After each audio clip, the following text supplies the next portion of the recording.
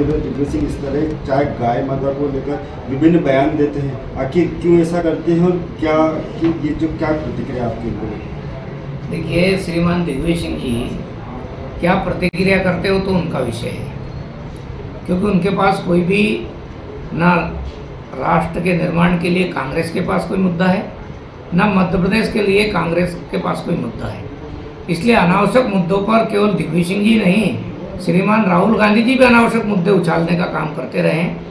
कभी वीर सावरकर जी के बारे में बोलते हैं, कभी किस महापुरुष के बारे में बोलते हैं। अपने देश के महापुरुषों, अपने देश की संस्कृति और अपने देश में काम करने वाले राष्ट्रवादी संगठनों को हमेशा टारगेट करके कांग्रेस पार्टी के नेता बयान देते हैं। और इसलिए दिग्विजय सिंह जी जो बयान दे रहे हैं, मैं उसको नया नहीं समझता। ये सोची समझी साजिश है कांग्रेस के नेताओं की कि इस प्रकार से देशभक्त लोगों को टारगेट करो कि जब वीर सावरकर जी को 2 आजन्म कारावास की सजा अंग्रेजों ने दी है और उनके बारे में अनर्गल बयान देने का काम कांग्रेस के नेता करते हैं।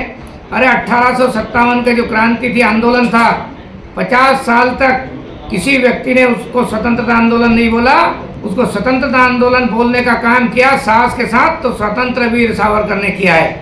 इसलिए मैं दिग्विजय सिंह से कहना चाहता हूँ कि अपनी जो विदेशी मानसिकता की सोच आपकी पार्टी में है, उससे बाहर आइए, भारत माता का उद्घोष करिए, वंदे मातरम का उद्घोष करिए, यहाँ की संस्कृति और यहाँ की परंपरा के अनुकूल अपना जीवन यापन करेंगे तो मुझे लगता है कि देश की जनता में आप सम्मान के पात्र होंगे। रही सवाल मध्य प्रदेश में जिस प्रकार की शिक्षा को लेकर उन्होंने अलग बातें कही है, मैं उनसे कहना चाहता हूँ, उन्होंने शिक्षाकर्मी शब्द का उपयोग किया है। शिक्षाकर्मी शब्द का हमने इस मध्य प्रदेश से समाप्त कर दिया है। अब हमारे शिक्षकों को हम सम्मान के साथ शिक्षक बना दिया गया है।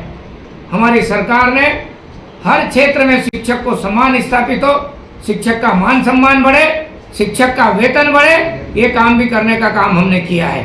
और उनका जो कहना है कि विद्यालय बंद हो गए, श्रीमान जी दिग्विजय सिंह जी, आपको मालूम नहीं है, जब आपके मुख्यमंत्री कमलनाथ जी थे, आप उसको रिमोट कंट्रोल से संचालित करते थे और इसलिए आप बौखलाइए मत। ऐसा एक बड़ा आरोप जो है कहीं न कहीं बिना तथ्यों के भी लगाया कि जो प्रभारी गृह मंत्री हो 5 लाख रुपए में बंदूक का लाइसेंस देते हैं। क्या इस तरह के बयान को कानून के तहत भी वर्तमान सरकार को लेना चाहिए? देखिए, उन्होंने जो गृह मंत्री जी का नाम का उल्लेख किया है, गृह मंत्री जी हमारे सक्षम है।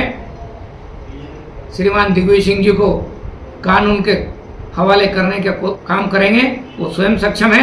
लेकिन ये अनर्गल आरोप मध्य प्रदेश की धरती पर लगा रहे हैं। और मैं आपको कहना चाहता हूं, आपने जब ट्रांसफर उद्योग प्रारंभ किया था कमलनाथ जी की सरकार में, पूरा वल्लभ भवन दलालों का अड्डा बना था।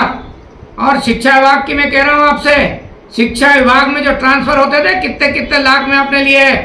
हमने पहली बार 26,000 से अधिक ट्रांसफर एक पॉलिसी बनाकर, नीति बनाकर किए हैं। जो व्यक्ति किसी जनप्रतिनिधि के पास भी नहीं जा सकता, शिक्षक, उसको भी अपनी मनचाही जगह पर वो उसका स्थानांतरण हुआ है।